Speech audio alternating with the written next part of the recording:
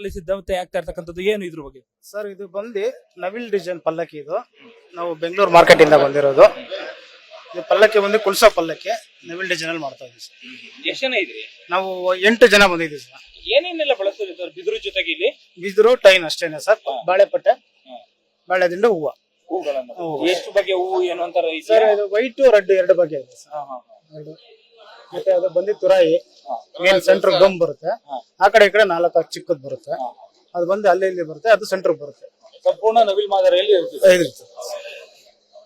ಇದು ಪಲ್ಲಕ್ಕಿಯನ್ನು ಸಿದ್ಧಗೊಳಿಸುವಂತದ್ದಾದ್ರೆ ಇನ್ನು ಕೆಲವು ಹೊತ್ತಿನಲ್ಲಿ ಪಾರ್ಥಿವ ಶರೀರ ಏನು ಬರುತ್ತೆ, ಪಾರ್ಥಿವ ಶರೀರದ ಅಂತಿಮ ದರ್ಶನವನ್ನ ಪಡ್ಕೊಳ್ಳಿಕ್ಕೆ ಮದ್ದೂರು ಸುತ್ತಮುತ್ತ ಇರ್ತಕ್ಕಂಥ ಜನರೇನಿದ್ದಾರೆ ಆ ಜನರೆಲ್ಲರೂ ಕೂಡ ಈಗಾಗ್ಲೇ ಕೂಡ ಬಂದು ಜಮಾಯಿಸಿರ್ತಕ್ಕಂಥದ್ದನ್ನು ಕೂಡ ನೀವು ಗಮನಿಸಬಹುದು.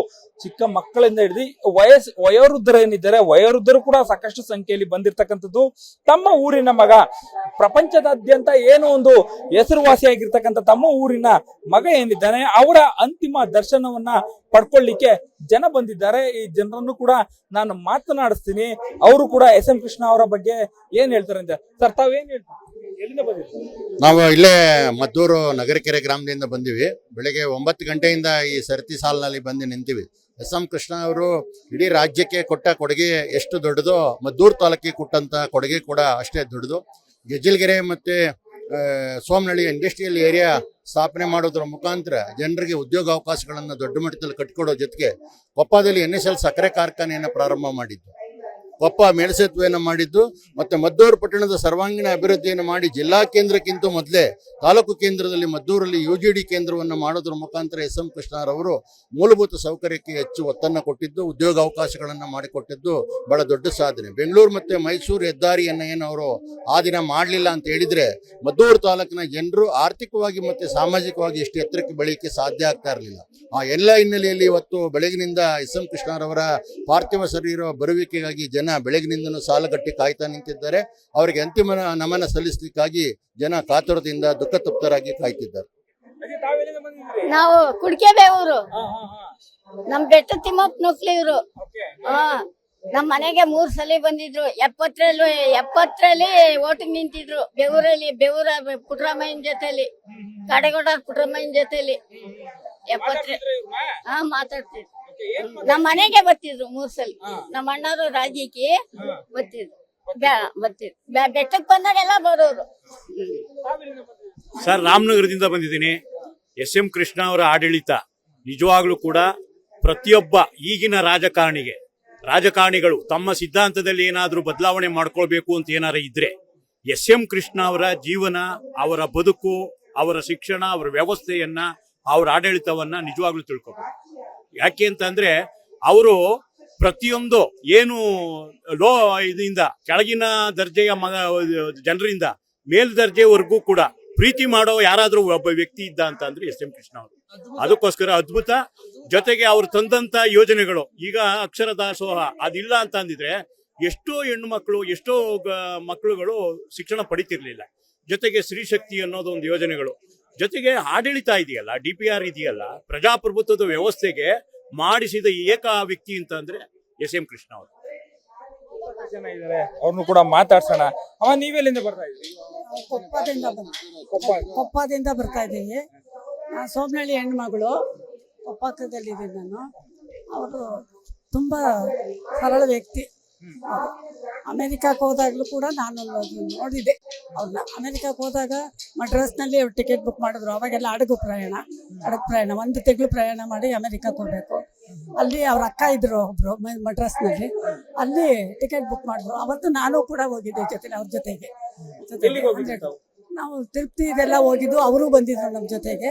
ನಾವೆಲ್ಲ ಫ್ಯಾಮಿಲಿ. ನಾವು ಸ್ವಲ್ಪ ಚಿಕ್ಕ ನಮ್ಮ ಸಂಬಂಧನೇ ಆಗಬೇಕು, ತೀರ ಸಂಬಂಧ ಆಗಬೇಕು. ಅವರ ದೊಡ್ಡಪ್ಪನ ಮಗನಿಗೆ ನಮ್ಮ ನಾದಿನಿ ಕೊಟ್ಟಿದೆ, ಚಿಕ್ಕೇಗೌಡರು ಅಂತಿದ್ರು, ಅವ್ರಿಗೆ ನಾನು ಕೊಟ್ಟಿದ್ದೆ.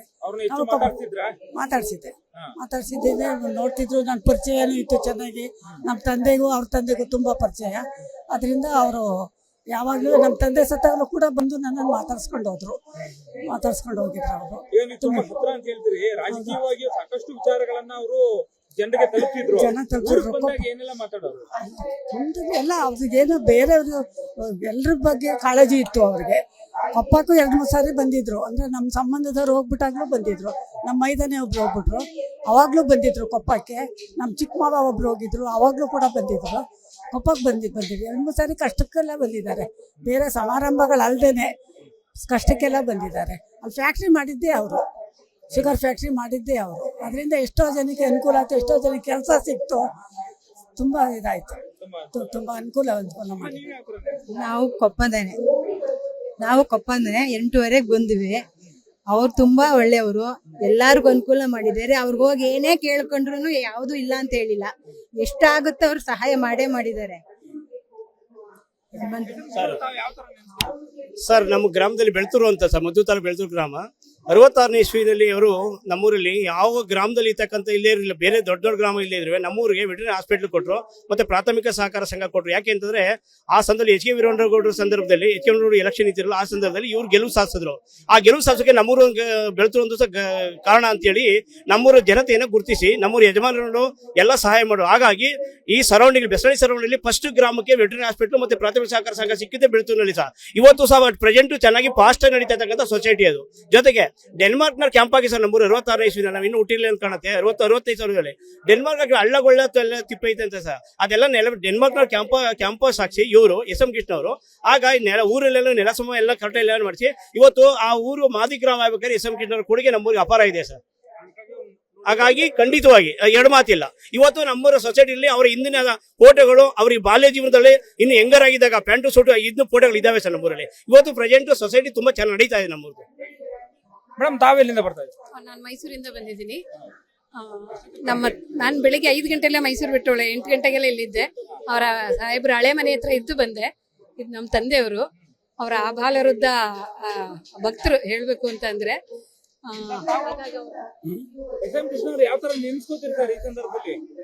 ಅವರನ್ನ ಅವ್ರು ಮಾಡಿರೋ ನಮ್ಮ ಕೊಪ್ಪ ಒಬ್ಬಳಿಗೆ ಫ್ಯಾಕ್ಟ್ರಿ ತಂದು ಕೊಟ್ಟರು, ಒಂದು ಅನುಕೂಲ ಮಾಡಿಕೊಟ್ರು.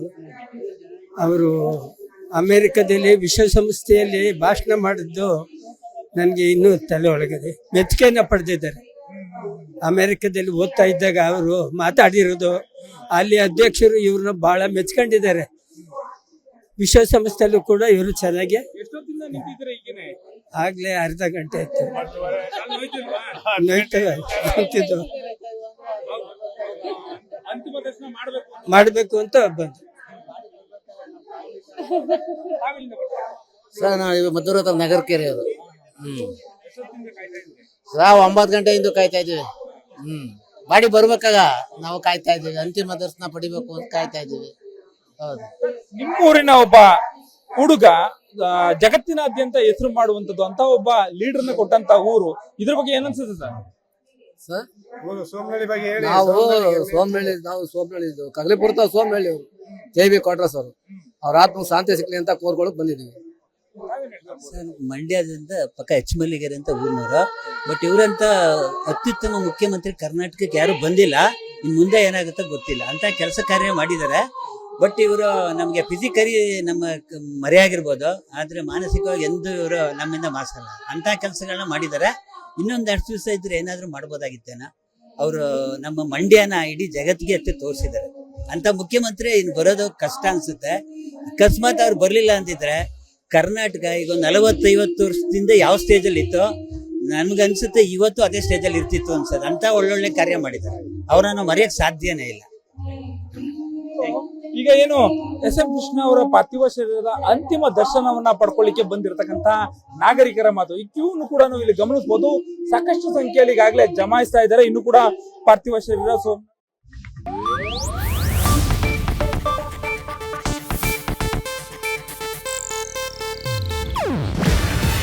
ಇದು ಏಷ್ಯಾನೆಟ್ ನ್ಯೂಸ್ ನೆಟ್ವರ್ಕ್ ಪ್ರಸ್ತುತಿ.